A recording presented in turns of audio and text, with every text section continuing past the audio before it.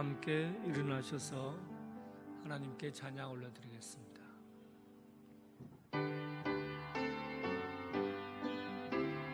흔들리지 않는 하나님 나라, 하나님 나라,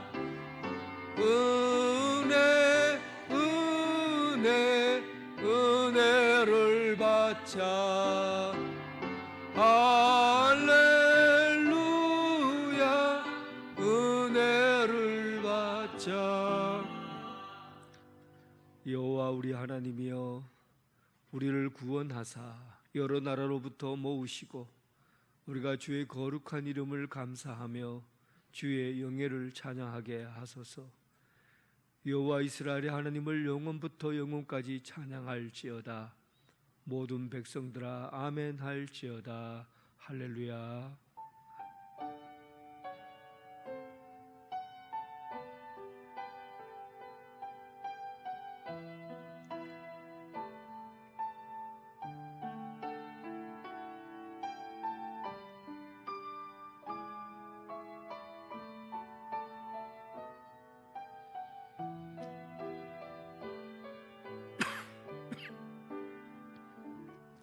전능하신 하나님, 성령님의 도우심으로 지난 한 주간도 우리의 속사람을 강건하게 하시고 주님의 사랑 안에 흔들리지 않고 은혜 가운데 살아가게 하심을 감사합니다. 주님의 손길 아래 호흡하며 살던 저희들이 거룩한 날을 맞이해 성전에 모여 정성껏 예배를 드립니다. 우리의 찬송과 기도와 예물을 기쁘게 받아 주옵소서. 신령한 은혜를 사모하는 성도들을 기억하사 예배를 통해 말씀하신 그 말씀으로 충만하게 하여 주옵소서. 예수 그리스도의 이름으로 기원하옵나이다. 아멘.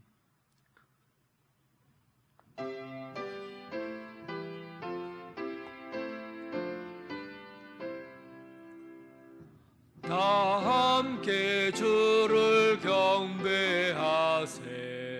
주 같은 이가 어디 있을까. 주 앞에 찬양을 드리니 주 성령이여 나를 도우사. 주 기뻐하실 노래 불러서 그 이름 찬양하게 하소서. 내 주여 나를 인도하사 아버지 품에 살게 하시고 주 성령 내 행실 살피사 내 맘과 뜻을 주관하시고 주 성령 내 맘 열어주시사 참 평화 간직하게 하소서.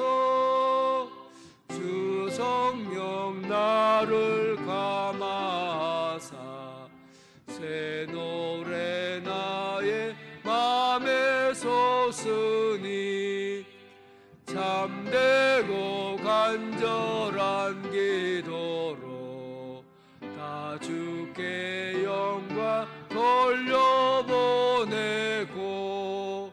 주 성령 내 맘 열어주시사 내 주를 찬양하게 하소서.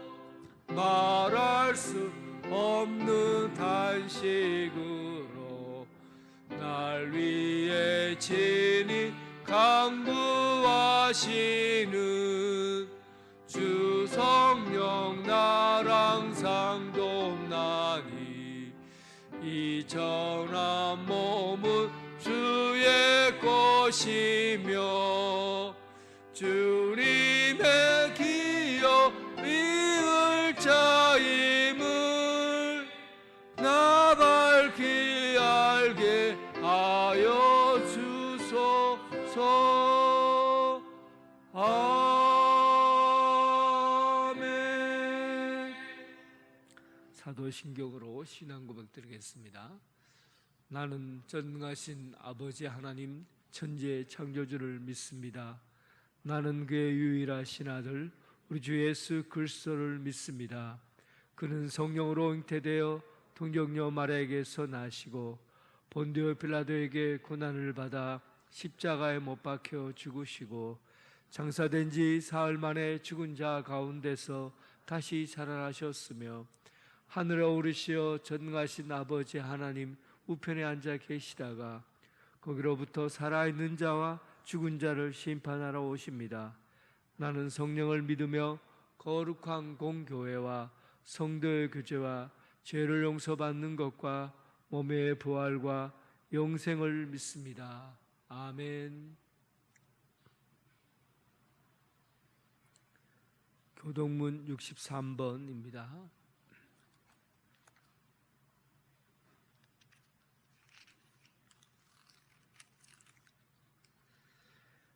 왕이신 나의 하나님이여, 내가 주를 높이고 영원히 주의 이름을 송축하리이다.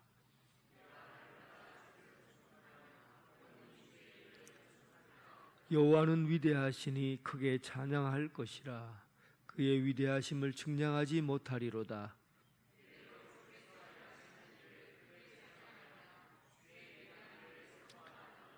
주의 존귀하고 영광스러운 위엄과 주의 기이한 일들을 나는 작은 소리로 읊조리니이다.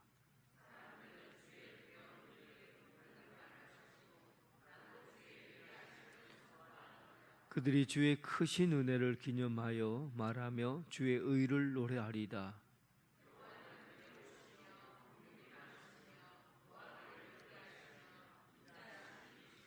여호와께서는 모든 것을 선대하시며 그 지으신 모든 것에 긍휼을 베푸시는도다.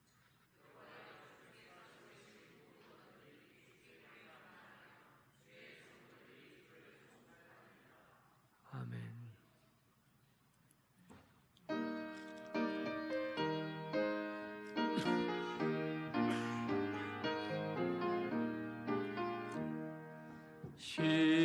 시온성과 같은 교회 그의 영광 한없다.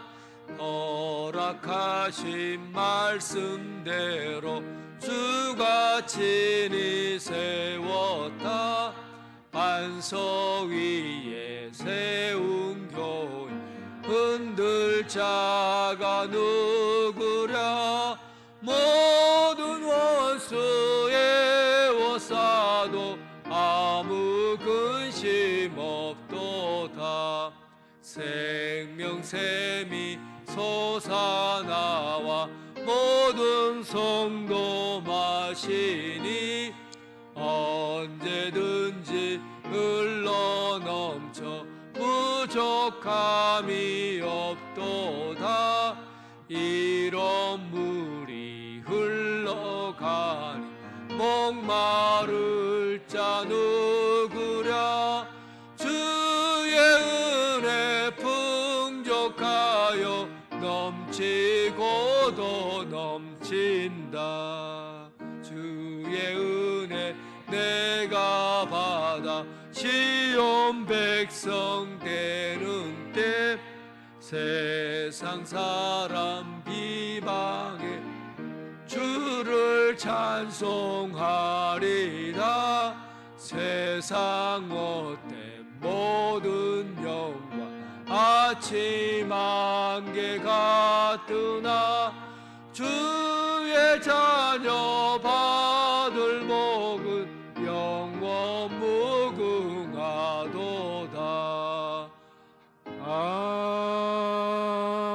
아멘. 박영찬 장로님 기도하겠습니다.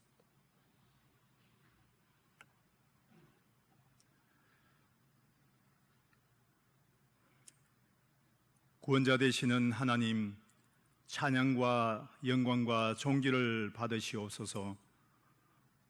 우리를 사랑하사 주님의 전으로 인도하신 은혜를 감사합니다. 어제나 오늘이나 동일하신 사랑으로 우리를 지켜주시는 하나님의 은혜를 감사합니다. 용서의 하나님, 어부이가 자녀를 용서하듯이 우리의 부족함을 아시고 늘 용서하시는 은혜에 감사합니다. 우리에게 새 힘과 지혜를 주사 옳은 길을 따라 바로 살게 하여 주옵소서. 하나님의 신으로 충만하게 하시고 선하고 진실하고 성실한 그리스도인으로 살아갈 수 있도록 인도하여 주옵소서. 회개하지 못하는 마음과 중단된 기도, 인색해진 감사의 생활, 그리고 지키지 못한 제자리, 다하지 못한 책임을 이행할 수 있도록 우리를 회복시키시고 소생시켜 주시기를 원합니다. 십자가의 보혈로 속량하시고 거크진 사랑으로 새롭게 하여 주옵소서. 교회의 머리가 되시는 주님, 이 땅 위에 빛을 잃은 교회가 없게 하시고 세속의 부유로 채워지는 교회가 없게 하여 주시옵소서. 신령한 하나님의 은혜로 늘 충만한 교회가 되게 하옵소서.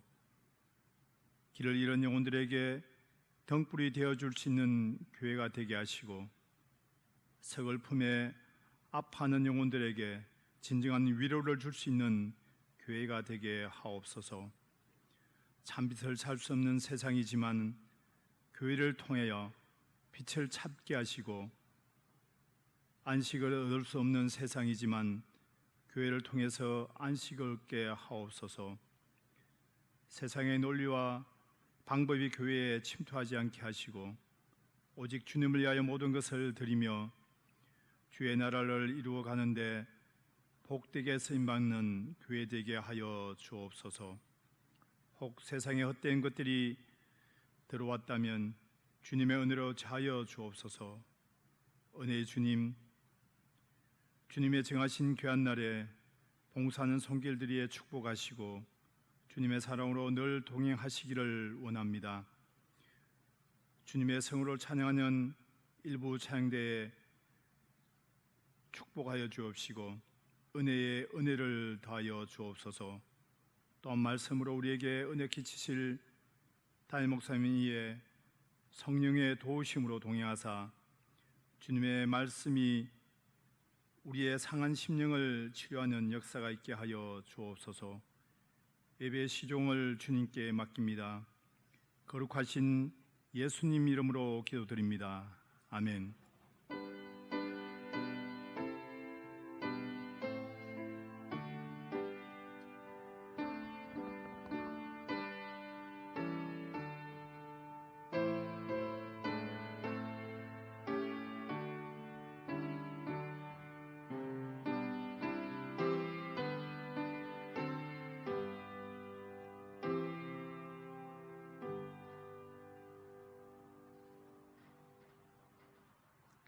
성도 여러분 반갑습니다. 주님의 사랑으로 사랑합니다.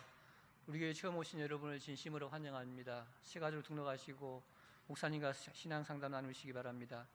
오늘은 오순절 후 12번째 주일입니다. 오늘 오후 찬양 예배는 소리 문다치의 사과 하나님입니다. 많은 참석 바랍니다. 위원회 및 각 기관 원래는 기관별로 정해진 장소에서 모여주시기 바랍니다. 당회는 오늘 2부 예배 후에 목양실에서 있습니다. 8월 위로 페스티벌이 27일 오후 찬양 예배 시간에 있습니다. 8달 생일자는 빠짐없이 참석하여 주시기 바랍니다. 오늘 점심 식사는 이명애 군사님께서 제공하셨습니다. 감사드립니다. 교육자 및 직원 휴가는 주보를 참조해 주시기 바랍니다. 성경 읽기 릴레이가 1086독째 진행 중에 있습니다. 많은 참여 바랍니다. 광고 이상입니다. 찬송 드리면서 봉헌하겠습니다.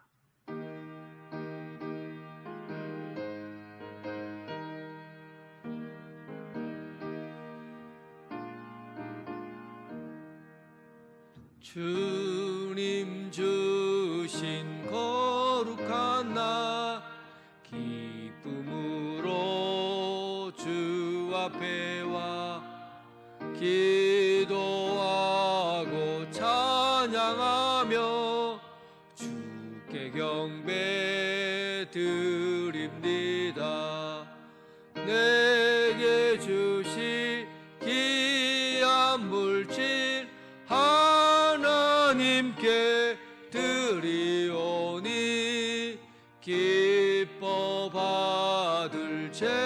제물로서 연락되게 하옵소서.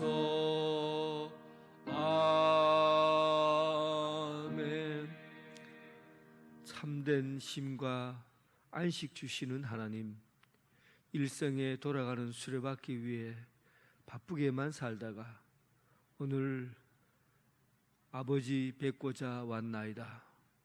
공중에 나는 새들, 들에 핀 꽃들에게도 하나님 걱정 없이 살아가도록 해주시고 우리 인생의 모든 삶이 하나님 앞에서 참된 평화와 기쁨을 얻게 하심을 감사합니다. 하나님을 경외하는 삶이 가장 복된 줄 알고 몸과 마음과 정성을 다하여 하나님께 드리게 하시옵소서. 땀 흘려 얻은 열매를 가지고 10의 1조를 드립니다. 삶의 감사의 한기를 모아서 예물을 드립니다. 필리핀, 간단키, 나바고, 일본, 중국, 저 아프리카 이리까지 선교 예물을 준비했습니다. 겨자씨 예물을 드립니다. 매주일 잊지 않고 드려지는 주저헌금 받아주옵소서. 하나님을 사랑하고 이웃을 내 몸과 같이 사랑하라 하신 말씀 따라서 삶의 자리가 말씀 안에서 넉넉하고 풍성한 역사가 있게 하여 주옵소서. 예수님 이름으로 기도드립니다. 아멘.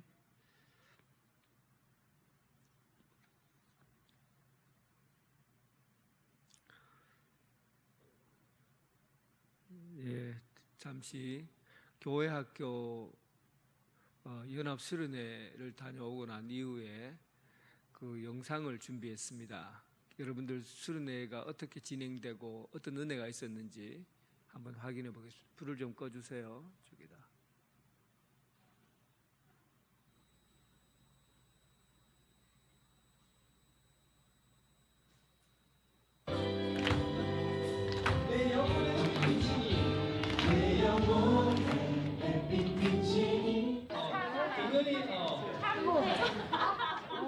와, 참새 나무 중에서 진짜 나무다 그래서 참나무예요. 그러니까 이번 수련회는 예수님 가지에 붙어있는 시간을 갖는 거예요. 참 포도나무인 예수님의 가지에 붙어있는 그런 어린아이들. 그리고 반갑습니다. 저희 정식으로 한 번 더 인사하겠습니다. 리스텐드 워십입니다. 이 수련회에서 예수 만나고 싶어요. 이제 기도합시다. 주님 감사합니다. 제일 성적이 안 좋은 하위 한 개의 조는 야해 취침이 확정됩니다.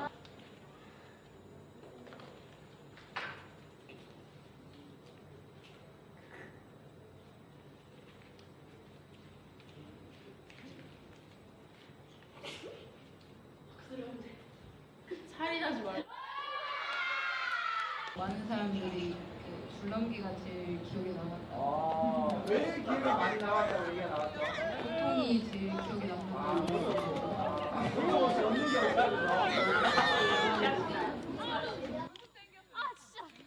야 발가락 찍혔어.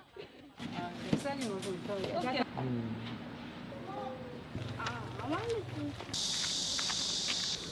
만남의 추락이라 하나님께서 내려주셨어요. 축이 죽음, 파리, 그리. 이, 학생종기.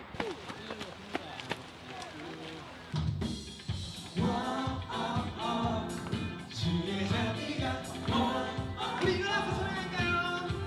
주의 자비가 내려와 하셨네. 우리 한 번 더 선생님, 너 정말 최고야.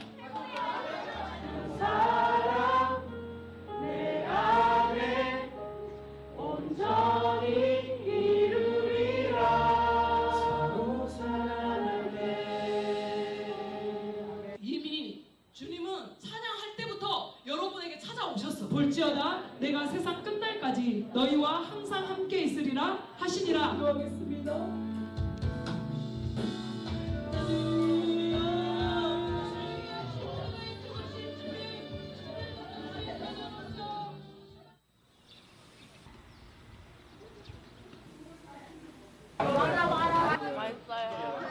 자, 계란 수저이가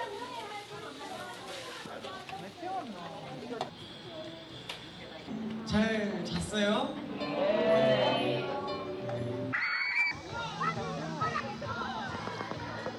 모른다비. 이거 누군데?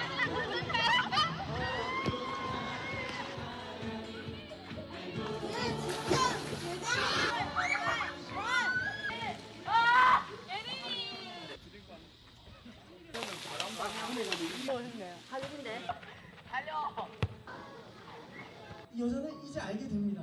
아, 진정한 행복은 사람에게서 나오는 것이 아니구나. 진정한 행복은 내가 뭘 성취했다고 얻는 것이 아니구나. 진정한 행복은 오직 우리를 만드신 하나님께로 행복이 나오는구나. 주님의 뜻하신 난 느낄 수 있네. 우리 주님께서 함께 찾아오실 때에 내 안에 충만케 하소서. 성령의 길을 가져갈 때 곳에 달려가 안전하리.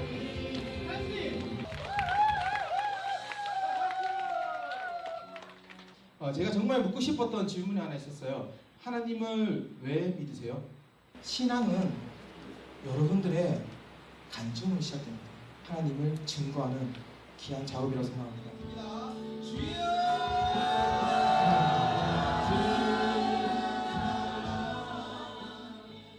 이스라엘 군대가 쫓아오고 있어요.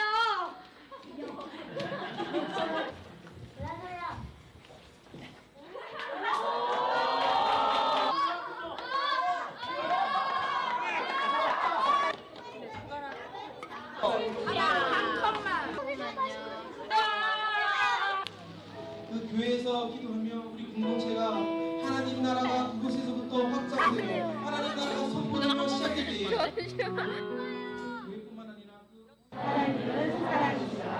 사랑의 거하는 자는 하나님 안에 거하고 하나님도 그의 안에 거하시리라. 아멘. 하나님 품에서 감사합니다.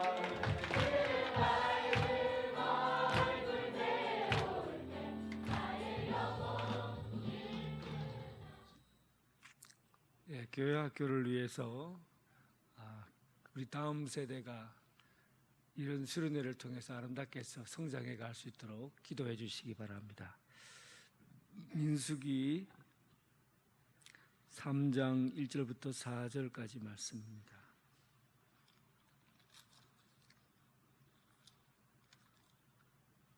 민수기 3장 1절부터 4절까지 하나님의 말씀을 봉독해 올리겠습니다. 여호와께서 시내산에서 모세와 말씀하실 때 아론과 모세가 낳은 자는 이러하니라. 아론의 아들들의 이름은 이러하니 장자 나답이요 다음은 아비후와 엘르아살과 이다말이니 이는 아론의 아들들의 이름이며 그들은 기름을 부음받고 거룩하게 구별되어 제사장 직분을 위임받은 제사장들이라. 나답과 아비후는 시내 광야에서 여호와 앞에 다른 불을 들이다가 여호와 앞에서 죽어 자식이 없었으므로 엘르아살과 이다말이 그의 아버지 아론 앞에서 제사장의 직분을 행하였더라.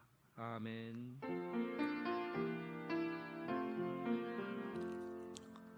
아버지 한 말씀 내가 살겠네. 아멘 아멘 아멘 아멘 아멘.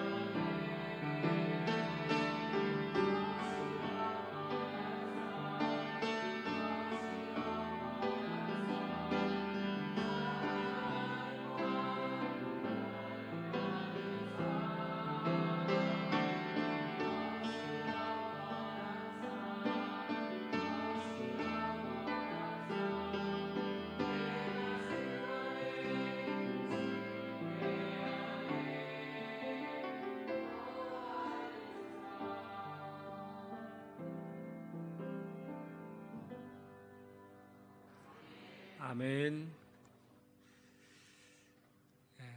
주님의 평강이 여러분들과 함께하기를 바랍니다.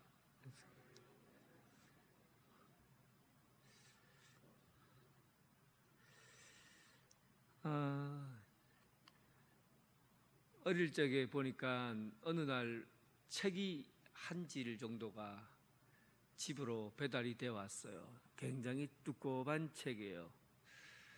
그래서 아니 돈도 없는 집에 무슨 책을, 이렇게 두꺼운 책을 이만큼 가져오나 하고는 그걸 가만히 보니까 그 앞에 변시족보라고 되어 있어요. 야, 이 가난한 집에서 이렇게 두꺼운 책을 이렇게 많이 사서 보나. 그리고 아버지가 불러놓고는 족보를 이렇게 펼치면서 다 한문으로 되어 있으니까 잘 모르겠거든요. 그래서 형을 불러놓고 읽어봐라 하고는 우리 시조가 누구냐 하고는 알려주는 거예요.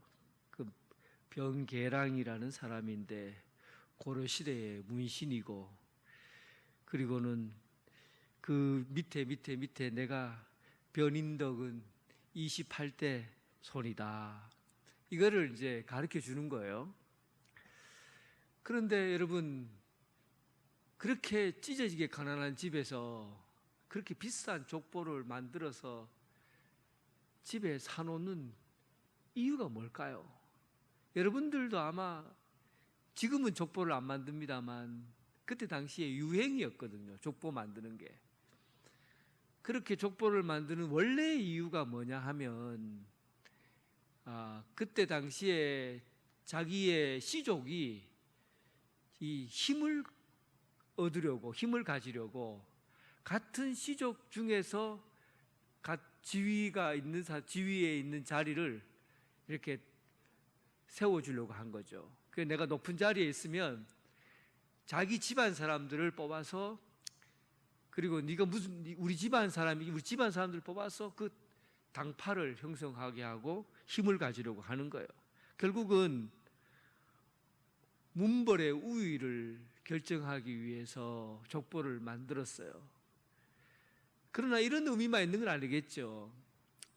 족보를 보면서 내가 지금은 찢어지게 가난하고 이런 모습으로 살아가고 있지만 우리 조상들 중에는 이렇게 뛰어난 시인이 있고 또 높은 관직에 있었던 사람이 있었다 하는 그런 자부심을 가지면서 우리 후손들 중에도 이런 훌륭한 사람이 태어나지 않겠나 하는 그런 의미를 가지고 있는 거거든요. 이렇게 살아야 되지 않겠냐 하는 그런 의미를 갖고 있어요. 좋은 것을 이어가고자 하는, 부정적인 측면은 당파를 형성하려는 것도 있고 권력을 잡으려는 것도 있고, 또 한편으로는 좋은 전통을 이어가려고 하는 인간의 본심이 있는 거죠. 족보에는 다 그게 맞게 의미가 있습니다. 그냥 만들어지는 게 아니죠. 오늘 여러분 성경에 보면 족보 이야기가 창세기부터 해서 요한, 마태복음, 누가복음에 이르기까지 족보에 관한 내용이 상당히 많이 기술되어 있어요.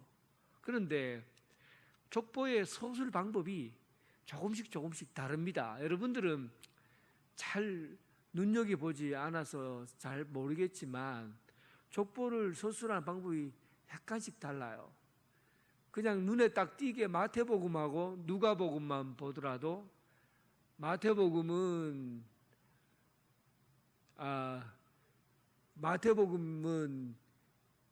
아브라함과 다윗의 후손의 세계라 하고는 아브라함과 다윗의 후손의 세계 역사를 편찬해 나가고 있지만, 누가복음은 하나님으로부터 시작해서 그리고 아담, 인류의 조상들에 대한 순서를 이렇게 만들어가요. 그러니까 족보가 어떻게 만들어지고 어떤 의도를 가지냐에 따라서 다 다른 거죠. 오늘 본문에는 나온 이 민수기의 내용, 모세와 말씀하실 때 아론과 모세가 낳은 자는, 아론과 모세의 계보는이라고 되어 있는 이 부분은 바로 창세기에 나온 족보와 같은 형태의 맥을 같이 하고 있어요. 그러니까 창세기에서 사용되는 족보의 내용과 민수기와 연결이 된다는 그런 의미입니다. 창세기의 족보의 흐름과 민수기의 이 내용이 연결이 돼요. 연결이 된다고 한다면 어떤 의미에서 이걸 연결시켜 주었을까? 여기에 여러분 초점이 맞추어져야 됩니다. 그냥 족보는 사람의 이름만 나열하려는데 목적이 있는 게 아니에요. 분명히 이것을 통해서 뭔가를 얻으려고 하는 거죠. 그런데 민수기는 창세기랑 굉장히 가까운 내용을 가지고 있어요. 족보의 서술 방법은 거의 동일한 방법으로 서술하고 있다는 것은 창세기의 족보와 민수기의 그 흐름을 연결시키고 있다는 거예요. 뭐 어떤 의미로 연결이 되어 있는 거죠. 먼저 창세기의 족보 5장에 나오죠. 5장에 보면 아담의 후손들에 대해서 일일이 하나, 그가 얼마를 살았고 그리고 누구를 낳고 얼마를 살았더라 하고 창세기 5장에 족보가 기록되어 있어요. 창세기 5장에 있는 이 내용의 족보는 크게 인류를 누가 만드셨느냐, 어떤 사람으로 인류가 시작이 되었느냐, 아프리카, 유럽, 아시아, 중동, 이 세계 5대양 6대주의 이 거대한 세계 속에서 인류를 시작한 이가 누구인가? 아담이다 라는 것을, 그 아담으로부터 인류가 시작이 됐고 그 후손들이 이렇게 나오게 되었다라는 것을 5장에 기록하고 있어요. 그리고는 그 족보의 내용, 거대한 이 족보의 흐름이 갑자기 축소가 됩니다. 이 인류에서 한 민족을, 한 사람을 선택해서 한 민족을 이루게 되는데 37장 족보에 야곱의 족보가 나와요. 그리고 거대한 인류에서 이제는 딱 축소가 되어서 하나님이 선택한 야곱과 그의 12명의 아들들로 축소가 돼요. 그래서 인류는 12지파에 선택된, 하나님의 부르신 12지파에 의해서 세계가 다시 움직여가는 것을 보여줍니다. 그리고 이것이 어디로 이어지냐 하면 갑자기 뜬금없이 이 족보의 내용이 오늘 본문 말씀과 이어지게 되는 거예요. 그러니까 이게 민수기가 다른 모세오경하고 달리 창세기와 계열을 같이 하고 있다, 그렇게 보면 됩니다. 이건 신학적인 내용이에요. 그런데 중요한 것은 이 족보가 오늘 이 민수기와 맥을 같이 하고 있다는 데 있어요. 민수기의 어떤 내용이 과연 그런 내용과 족보를 같이 하느냐 하면, 자 3장 1절에 아론과 모세가 낳은 자는 이러하니라. 이게 족보를 서술하는 방식이거든요. 아담의 계보라, 그 다음에 아담의 족보라 이렇게 서술되기도 하고, 또 야곱의 계보라 이렇게 표현되기도 하고, 또 똑같은 말이지만 아론과 모세가 낳은 자는 하는 말은 계보를 설명하는 거예요.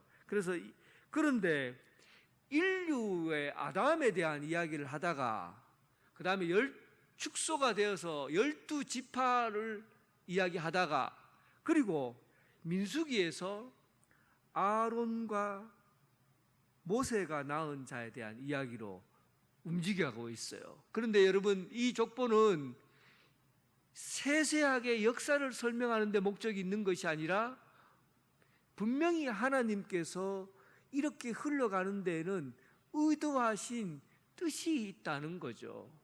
그 뜻이 뭐냐 하면 이 사람을 무엇 때문에 세웠느냐 하는 거죠.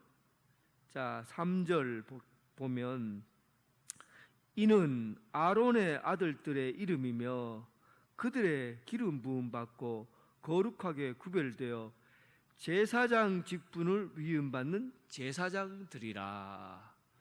여기에 초점이 맞춰 있었던 거예요. 그러니까 하나님께서 인류를 선택하시고 사람 12지파를 뽑으시고 그리고 12지파를 통해서 제사장 나라를 세우려고 하는 것이죠. 제사장 나라는 뭐예요? 제사장 나라는 하나님께서 그를 불러서 소유하시고 기름 부어서 이 세상과 하나님과 연결시켜주는 다리 역할을 하는, 구원받지 못한 백성들을 구원받게 하고 축복받지 못한 사람들에게 축복을 주고, 그래서 선택한 이 제사장 나라를 통해서 세상을 연결시켜주는 징검다리 역할을 하는 그 귀한 자리로 세우기 위해서 아론과 모세의 아들들에 대한 이야기를 소술하고 있는 겁니다.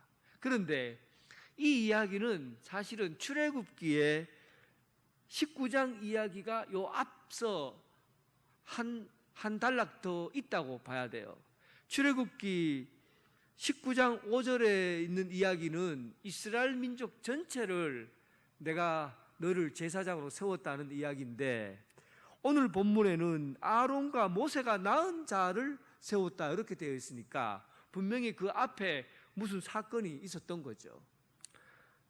하나님께서는 원래 의도는 뭐냐 하면 아론과 모세의 아들들만 제사장으로 삼는 것이 아니라 이스라엘 민족 중에서 12지파 중에서 첫 번째 낳은 아들 장자를 뽑아서 그 장자를 제사장으로 삼으려고 했거든요. 그 말은 이스라엘 백성들 전체가 다 제사장 나라에 해당된다, 그런 의미입니다. 그런데 오늘 본문에는 아론과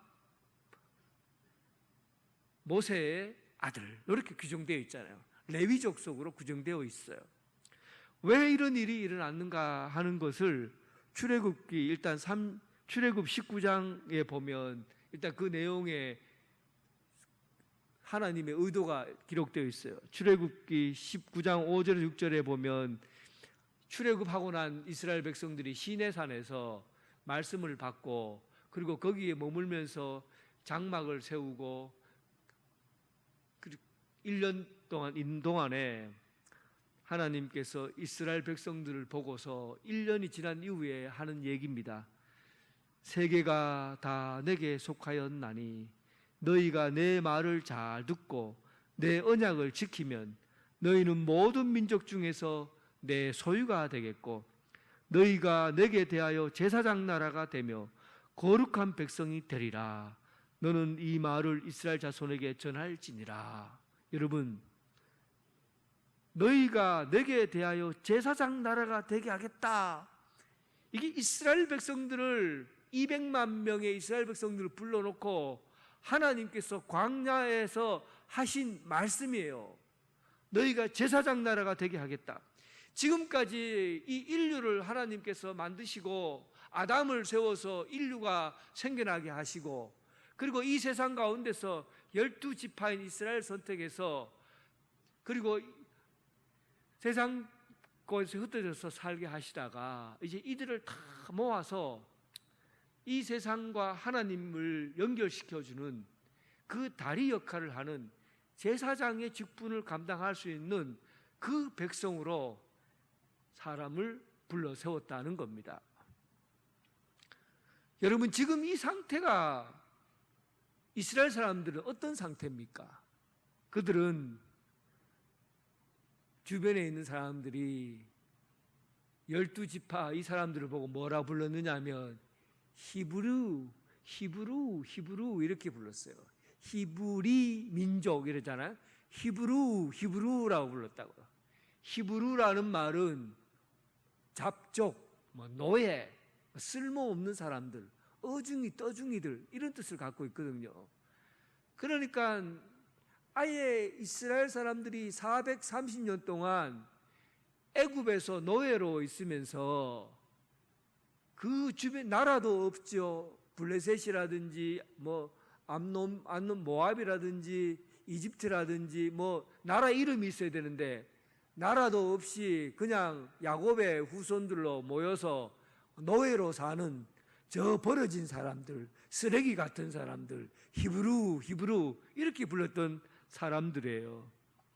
그런데 여러분, 이렇게 나라 없이 난민처럼 살아가는 사람들이 자존감이 있겠어요? 자존감이 있겠습니까? 어떤 의미에서 자존감을 가질 수 있겠어요?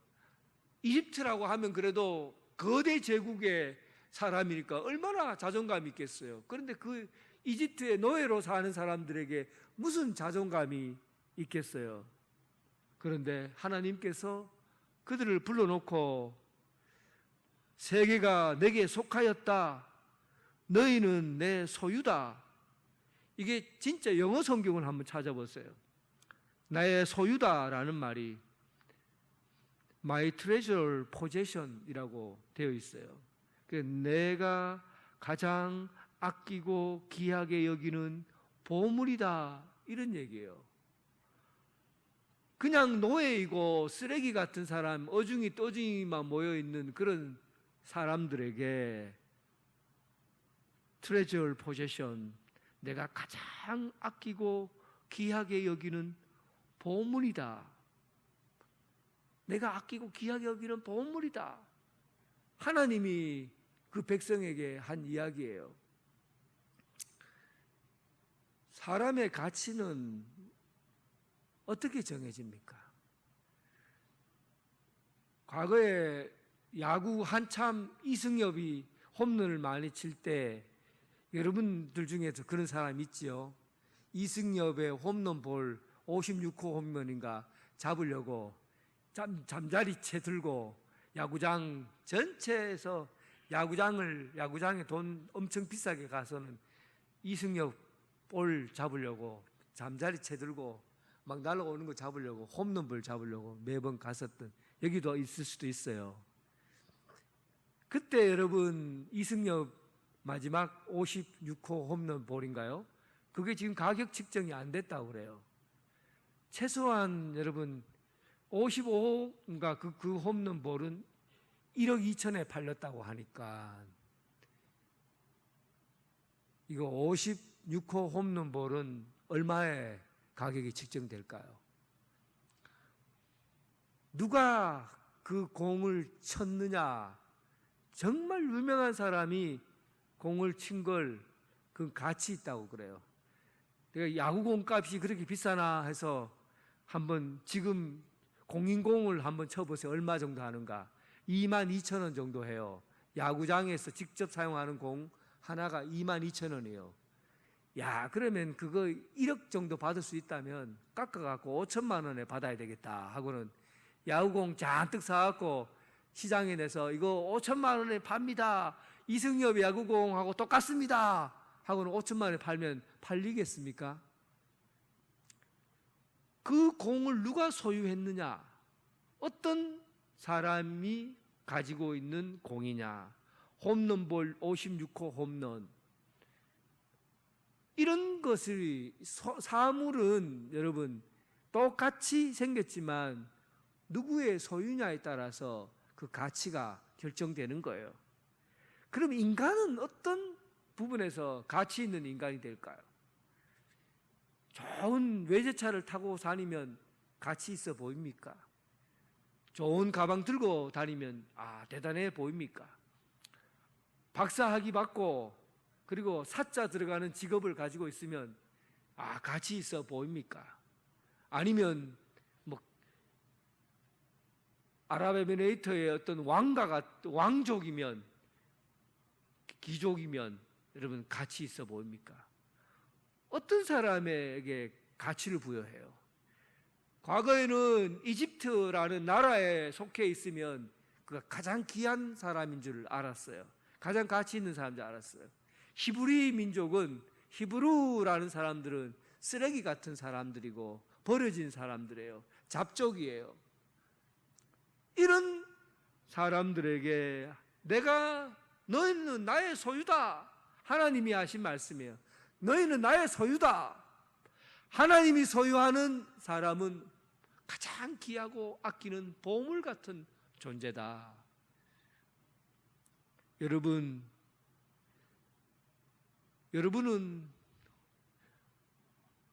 어떤 인간입니까? 여러분들이 그냥 세상에서 남들과 비교했을 때 별로 뭐 보일 것이 없고 나 보이지 않으니까 그냥 나는 그냥 그저 그런 사람이다 이렇게 생각합니까? 하나님의 보물이에요. 하나님의 소유된 백성들, 여러분들이 하나님의 보물들이라고요. 귀하고 아끼고 하나님이 아끼고 사랑하는 그런, 그래서 우리는 하나님 앞에 서 있기 때문에 가치 있는 사람이라는 거죠. 이런 자존감을 불러 세워 주시고서 그리고는 그를 제사장 나라로 삼겠다고 하신 겁니다. 이제 너희들은 내가 소유하고 내가 아끼는 보물들이다. 그래서 이제부터는 이 세상에 다리를 잇고 축복을 연결해 주는 그런 제사장의 나라로 내가 너희를 불러서 사용하겠다. 그런 거죠. 그래서 여러분 그 긴 역사 동안에 시내산 앞에 광야에서 모여서 하나님께서 이스라엘 백성들에게 지금까지 이제까지 그 수많은 역사 가운데 이루려고 하신 하나님의 사람을 세우려고 했던 그 이유를 밝히신 거예요. 내가 너를 불러서 세워서 제사장 나라로 삼겠다. 그런데 여러분, 그렇게 되었으면 이스라엘의 모든 사람들을 제사장으로 삼아야 될 거 아닙니까? 그래서 성경에 보면 하나님께서 이렇게 말씀하셨어요. 너희들이 낳은 아들 중에 첫 번째 것은 나에게 바쳐라. 첫 번째 것은 나에게 바쳐라 그랬잖아요.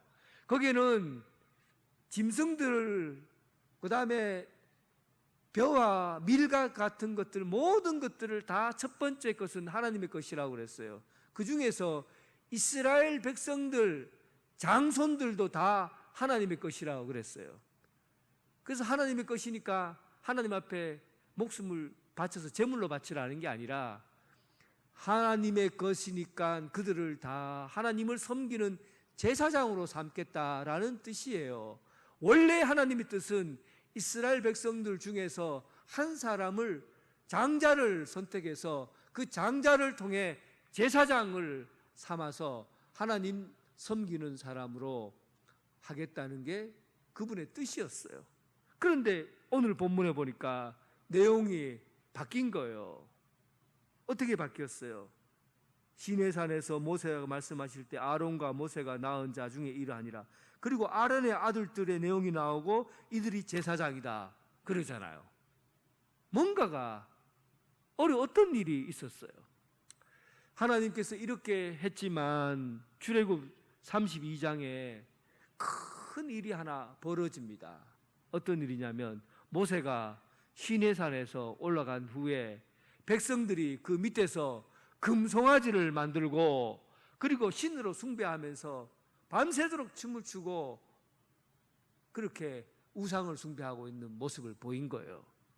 그때 모세가 산에서 내려와서 그 제약을 본 후에 이렇게 합니다. 누구든지 여호와 편에 있는 사람들은 나에게 나오라. 32장 26절에 출애굽기 32장 26절 누구든지 여호와 편에 나 있는 자는 나에게 오라. 그때 누가 나오냐면 레위 자손이 그에게 나온 거예요.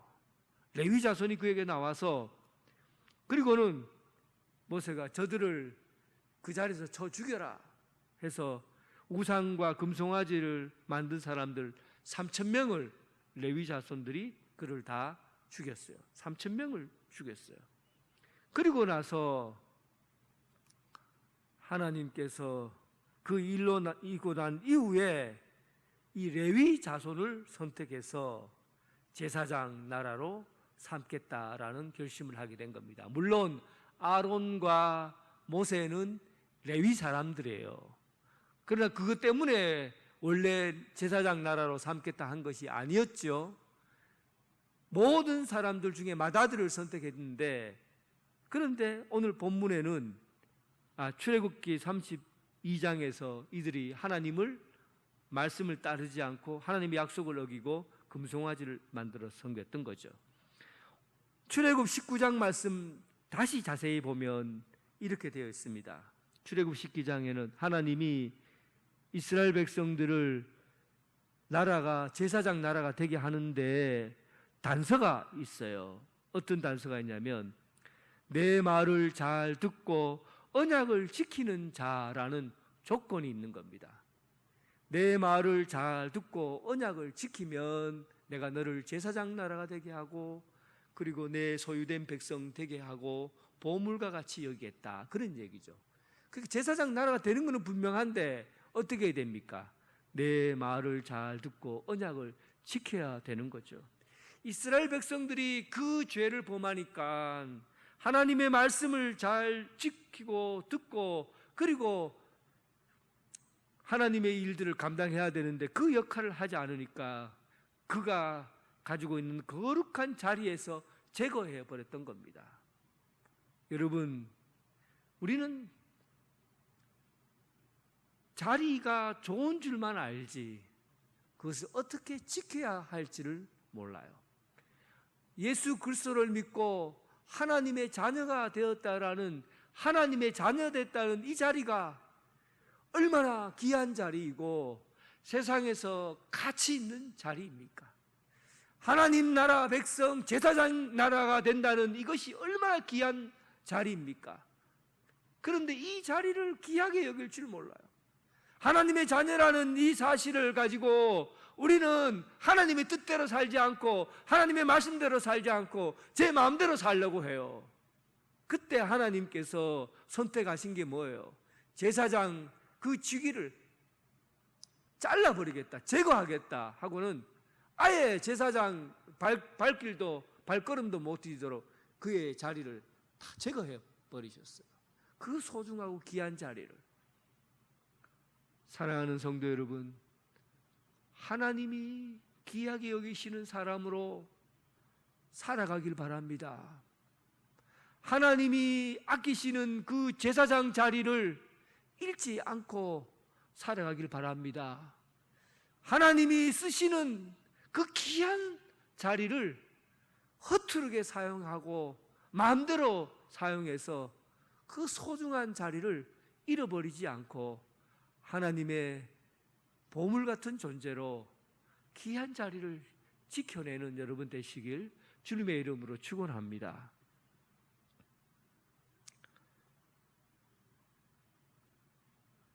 여호와께서 시내산 모세에게 말씀하실 때 아론과 모세가 낳은 자는 이러하니라.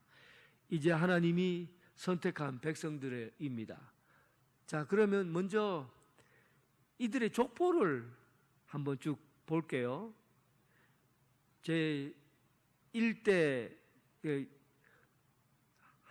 이스라엘의 야곱의 12아들들이 창세기 37장에 나와요. 거기 보면 루벤, 시므온, 레위, 유다, 단, 납달리, 갓, 아셀, 이스가, 술럼, 스웨데, 요셉, 베냐민 이렇게 해서 12아들이 나옵니다. 그 중에서 제사장의 명맥을 이어가는 사람이 누군가요? 레위예요, 레위. 그래서 레위의 그 2대가 보면 레위의 세 아들이 나오죠. 레위 세 아들은 저는 학교 다닐 때 이렇게 외웠어요. 레위의 세 아들 게고무, 게르손, 고핫, 무라리, 게고무 이렇게 외웠는데 외우기 쉽도록 하려고 시험에 자주 나오니까 게르손, 고핫, 무라리. 그래서 그 중에서 레위의 세 아들 중에서 이 제사장의 직분을 이어가는 사람이 누구냐 하면 고핫이에요. 그 고핫의 네 아들이 있어요. 아므람, 이스라엘, 헤브론, 우시엘 있죠. 근데 이 고핫의 네 아들 중에서 이 레위의 그 제사장의 직분을 이어가는 사람으로 누구가 세웠냐면 아므람이라는 아들이 세워졌어요. 이 아므라함의 아들에게서 나온 사람이 아론과 모세예요. 이제 아시겠죠? 그러니까 아론과 모세는 전부 다 누구의 후손입니까?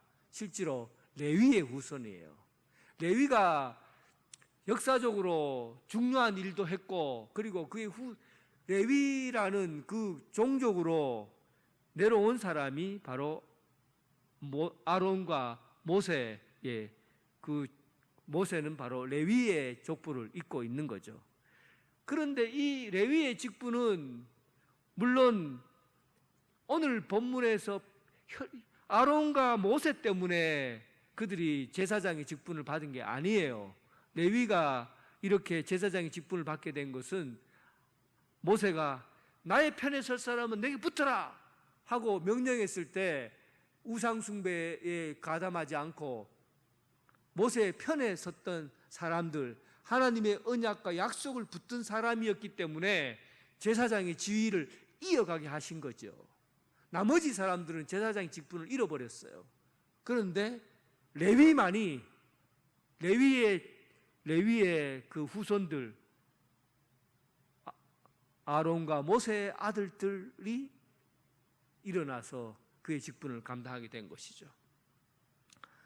모든 일들은 바로 하나님의 말씀을 지키고 따르느냐, 거기에 하나님의 직위가 보존된다 하는 겁니다. 그런데 여러분, 그렇다고 해서 레위 종족, 하나님의 직위를 다 말씀을 듣고 따라간다고, 직위를 받았다고 해서 그 직위를 계속 유지해 나가는 것에 대해서 신경 쓰지 않으면 되느냐 하는 부분은 오늘 3절 말씀, 4절 말씀에 한 내용이 기록되어 있어요.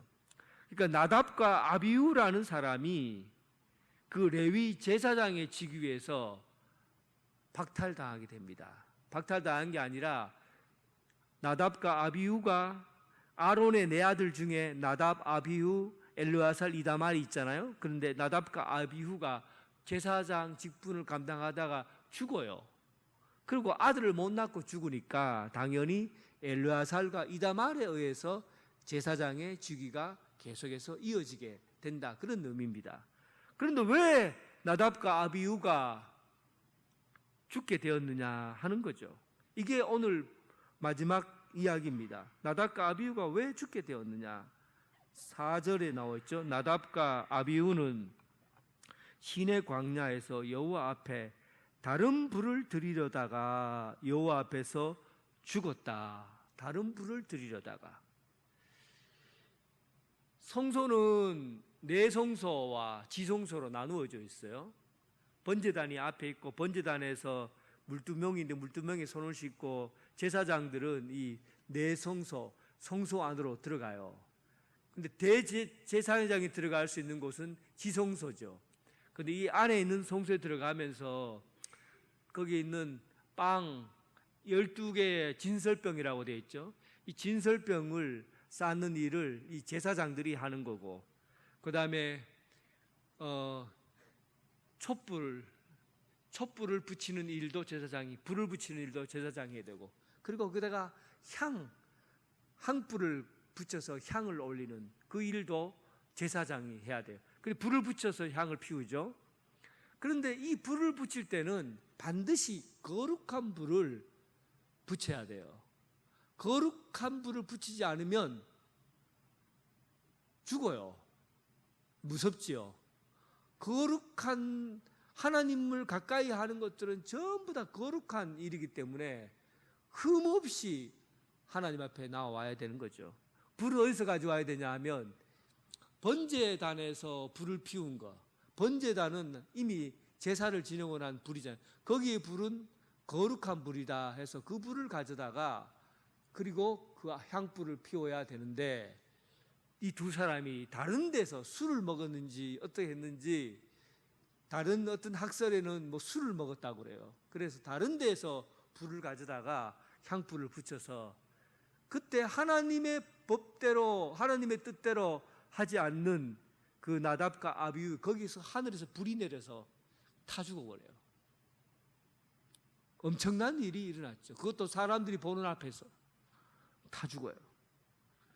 여러분, 이 사실은 하나님의 거룩함 앞에 나가는 이 존재가 그때 당시에는 얼마나 두렵고 위험한 일이었는가 하는 것을 알 수가 있어요. 제사장의 직위라는 것이 사실은 참 굉장한 하나님 앞에서 좋은 일이고 뜻있는 일이고 가치 있는 일이지만 한편으로 보면 무서운 일이었죠. 거룩하신 하나님 앞에 가까이 가는 사람은 내가 거룩하지 않으면 죽어요. 다 죽어요. 그러니까 하나님 앞에 나가는 사람은 내가 거룩하니 너희도 거룩하라 라고 말하는, 제사장은 하나님께 가까이 가는 그것을 허락받은 사람이에요. 그런데 조건이 있죠.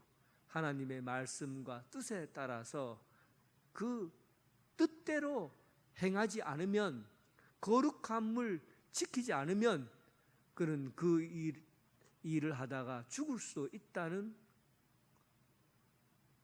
이런 일들이 일어났습니다.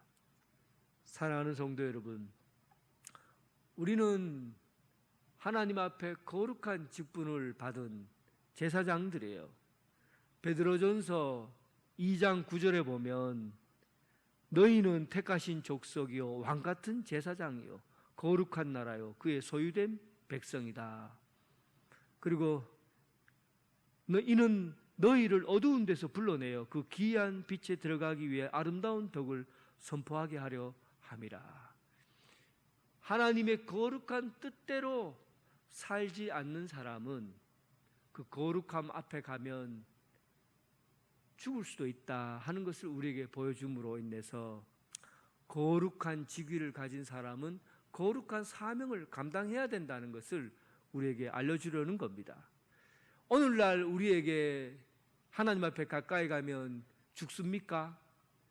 이제 우리 구약 시대 때는 하나님 앞에 가까이 가기 위해서는 모든 제사를 다 지켜내야만이 가까이 갈 수 있었지만, 신약 시대에는 예수님께서 십자가에 못 박혀 죽음으로 인해서 그 지성소에 들어간 휘장이 다 찢어지고 어떤 사람도 이제 우리가 깨끗하게 됐기 때문에 하나님 앞에 가까이 갈 수 있게 되었어요. 그래서 거룩한 존재예요. 이제는 우리는 하나님 앞에 다가가는 데는 두려움 없이 하나님 앞에 가까이 갑니다. 그렇다고 해서 이제부터 막 살아가야 된다는 게 아니죠. 이제 우리가 살아가야 될 것은 어두운 데서 불러내어 그의 기이한 빛에 들어가게 하신 아름다운 덕을 선포하려, 이런 제사장으로서의 삶을 세상에 나가서 아름다운 덕, 복음을 전파하며 살아가는 이 사역을 감당하며 살라는 거죠. 우리가 하나님 앞에 가까이 간다는 것은 세상 가운데서 제사장으로서 하나님과 세상을 이어주는 그 징검다리 역할을 감당하며 살아야 된다는 겁니다.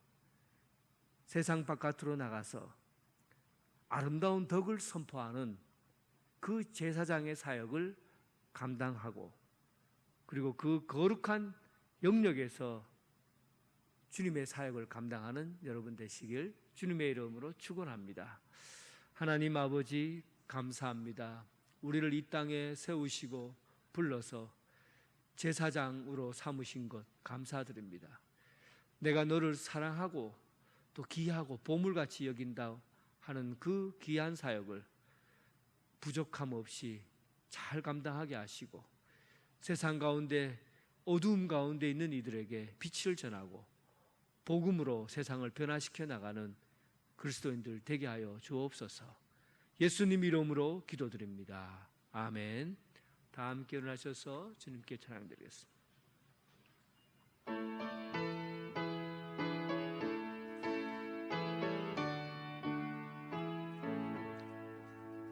나의 죄를 정케 하사 주의 일꾼 삼으신 구세주의 넓은 사랑 한상 찬송합니다.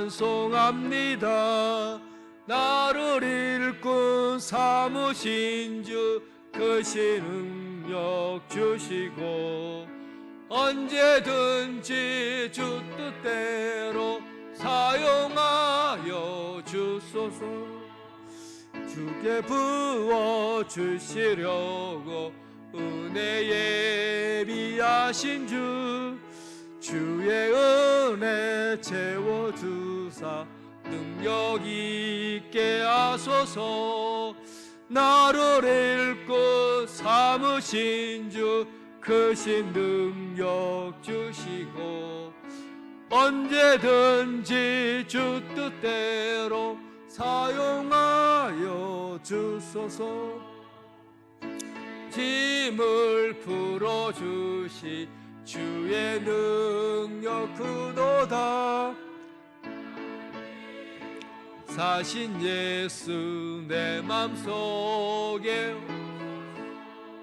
나를 일꾼 삼으신 주 크신 능력 주시고 언제든지 주 뜻대로 사용하여 주소서. 주여 내게 성령으로 충만하게 채우사 생명수가 강물처럼 흐르게 하옵소서. 나를 일꾼 삼으신 주 크신 능력 주시고 언제든지 주 뜻대로 사용하여 주소서. 아멘.